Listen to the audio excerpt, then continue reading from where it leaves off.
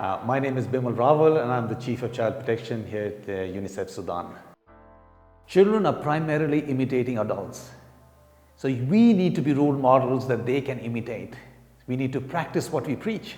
We say one thing and then we do the other, exactly the opposite thing. We cannot be sending conflicting information or messages to children. So we need to demonstrate by our action the positive role model that we want our children to be. The child is looking at the way you speak, the words you use, your body language, the way you interact with the child. Those things are really, really important skills to have. And therefore, when you're communicating with children, please ensure that you communicate in a way that the child understands. As adults, lots of times we engage in adult-splaining.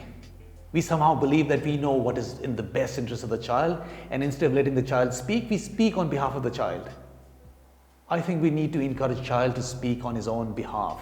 Children have a right to participate in all decisions that affect them, and we need to create an opportunity and space for the child to speak for himself or herself.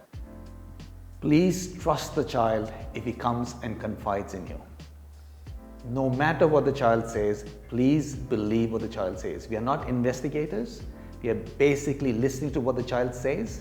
And if we question the child, we think he's lying to us, then we are breaking trust.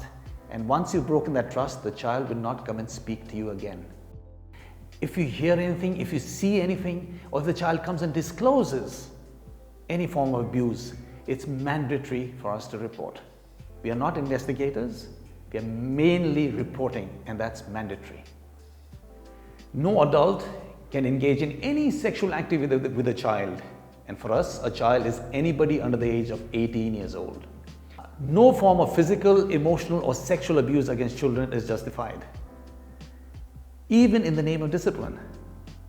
You cannot punish a child physically, emotionally in the name of discipline either, whether you be the parent, the teacher, or any member of the community or a staff in our organization. One of the things that we've tried to highlight is that a staff or an adult cannot do for a child what the child can do for himself or herself.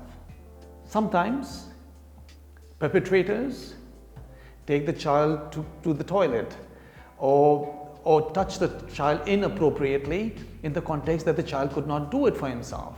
And the child does not have the life experience or the skills or the knowledge to oppose this, to be able to stand up and say, I don't like it.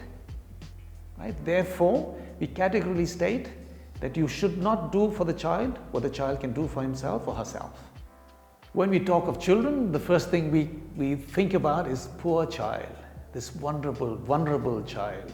And you sympathize a lot with the child, poor child. And I think children come with skills. They're individuals.